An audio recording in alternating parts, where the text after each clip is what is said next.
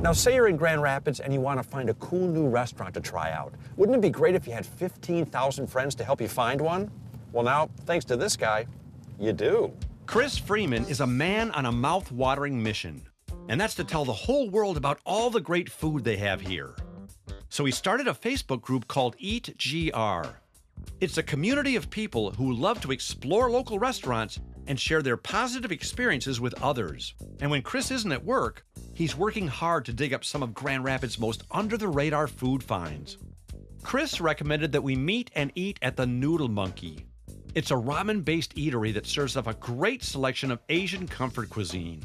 Let me understand something. You're actually a realtor by trade? I'm a realtor by trade. How did you become the Pied Piper of foodies all across Grand Rapids? Well, that's an interesting story. I wanted to meet people. I was always kind of bad at meeting people. You'd think in real estate I'd be great at that, but I was never good at that. So I thought, well, everybody loves food, and it actually started at a place, I was showing houses on the north end and the northeast end. I wandered in, it was a Greasy Spoon, and it was a $5 burger, a completely satisfying burger, and I'd never really stopped into anything that wasn't a chain before. I'm like, wow, I bet you there's a lot of this all over the place that people have never even seen or heard about. And sure enough, there was. So I just started posting on the internet. And because real estate gets me out of the house, it was putting me all over town in these interesting spots. I was going to say that's the perfect job to have because you're all over town and you need to stop and grab a bite to eat.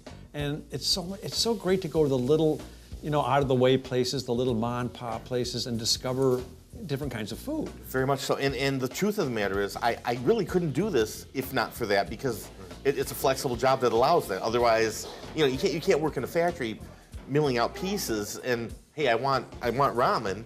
It's not going to happen. So, yeah.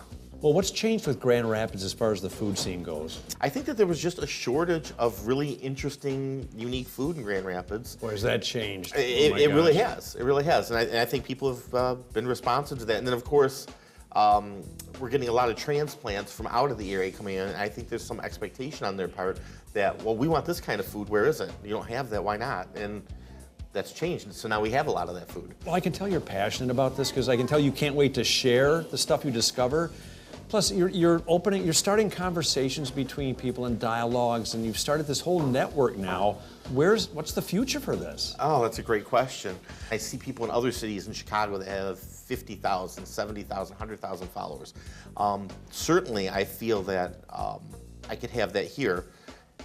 The important thing is that they're seeing the new things, though, is that they're seeing the things that we're putting out there. It's not about the number of the people. Of course, you want the number of people because that's an affirmation to you that your information's getting out there. But more importantly, I want to keep providing something new and interesting in that format for them to find. So if you enjoy great food and making new friends, join your fellow foragers on Facebook and check out Eat GR. Oh, and if you see Chris out there, tell him thanks for a job well done. Or medium rare if that's how you like it. Get it?